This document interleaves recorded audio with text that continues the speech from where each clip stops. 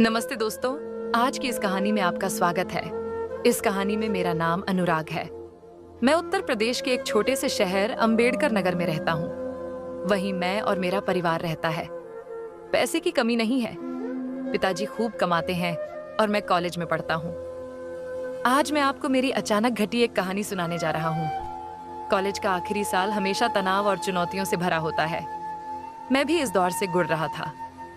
हमारे घर में 3 लोग रहते थे, मैं, मेरी मम्मी और मेरे पिताजी। हमारा घर बड़ा था, जैसा कि अमीरों के बंगले होते हैं। हर सुबह पिताजी जल्दी काम पर निकल जाते और रात को देर से लौटते थे।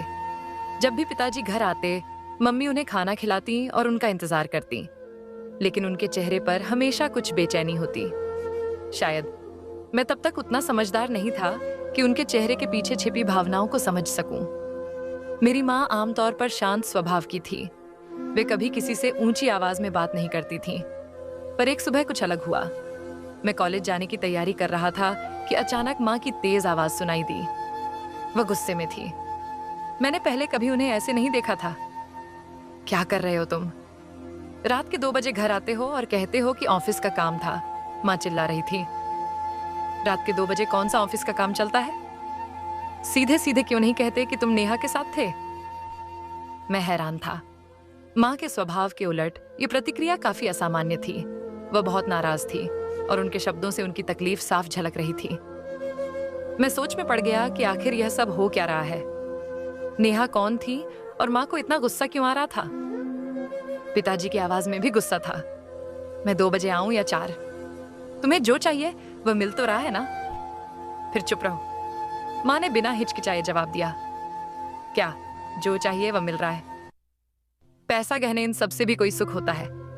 तुमने मुझे महीनों से छुआ तक नहीं है। आखिर उस नेहा में ऐसा क्या है जो मुझ में नहीं? माँ की आवाज बढ़ गई थी। उनका गुस्सा अब आंसुओं में बदलने लगा था। पर पिताजी को कोई फर्क नहीं पड़ा। उनके गुस्से की तीव्रता और बढ़ गई। बार बार नेहा का नाम मत लो। नहीं तो पिताजी की आवाज धमकी भरी थी।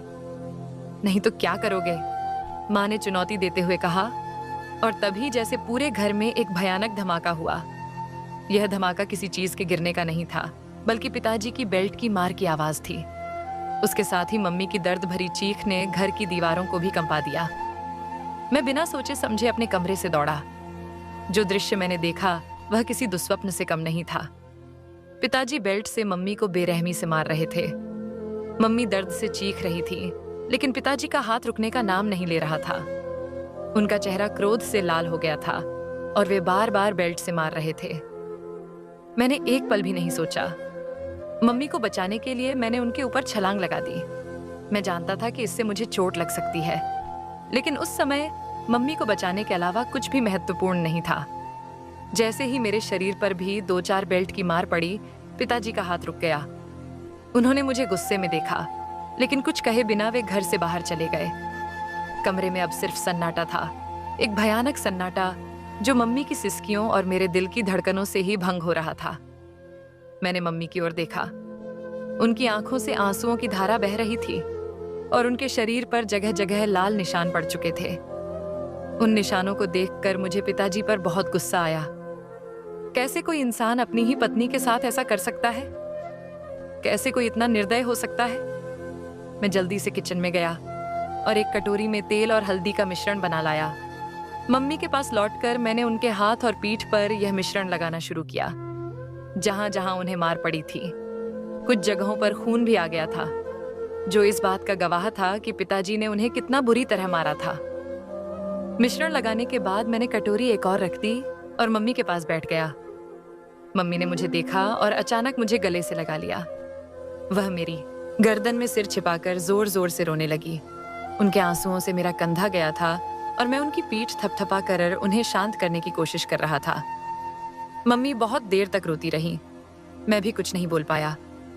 शायद शब्द उस दर्द और पीड़ा को व्यक्त करने के लिए पर्याप्त नहीं थे जो हम दोनों ने उस क्षण महसूस की थी। कुछ देर बाद जब मम्मी के आंसू थोड़े थम गए तो उन्होंने धीरे से मेरे पीठ पर हाथ रखा। जैसे ही उनके हाथ मेरे पीठ के निशानों पर पड़े, मुझे दर्द की तेज लहर महसूस हुई। मैं कराह उठा और मम्मी को जैसे ही इसका एहसास हुआ, वह तुरंत मुंह से दूर हट गई। उन्होंने मेरा शर्ट उठाया और मेरी पीठ पर भी वही तेल हल्दी का मिश्रण लगाने लगी जिसे मैंने उनके लिए बनाया था। लगाते समय भी उनकी आंखों से आंसू बह रहे थे। तो क्यों मेरे लिए बीच में आया? बेवजह तुझे मार पड़ी, मम्मी ने सिसकते हुए कहा। मम्मी, तुम्हारे लिए अगर मेरी जान भी चली जाती तो मुझे कोई दुख नहीं होता, मैंने धीमे से कहा। मम्मी की आंखों में दर्द और प्यार का मिश्रण साफ दिखाई दे रहा था।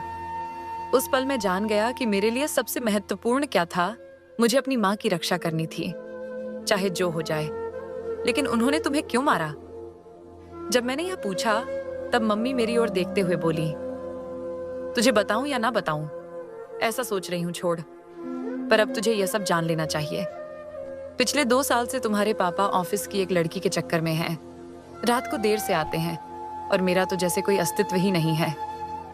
अगर आप ऐसी और कहानी सुनना चाहते हैं तो हमारे चैनल को सब्सक्राइब कर लें। धन्यवाद।